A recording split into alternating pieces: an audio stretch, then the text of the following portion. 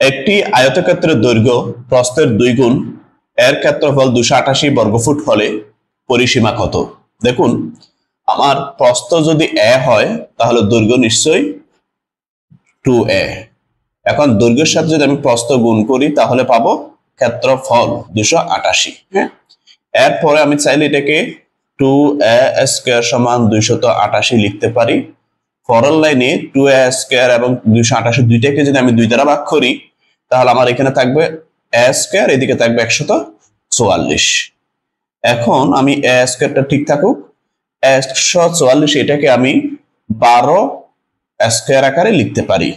এখন square square বাদ দিলে আমার এখানে a সমান 12 হয়। এই a সমান 12 এটাই হচ্ছে আমার কি প্রস্থ।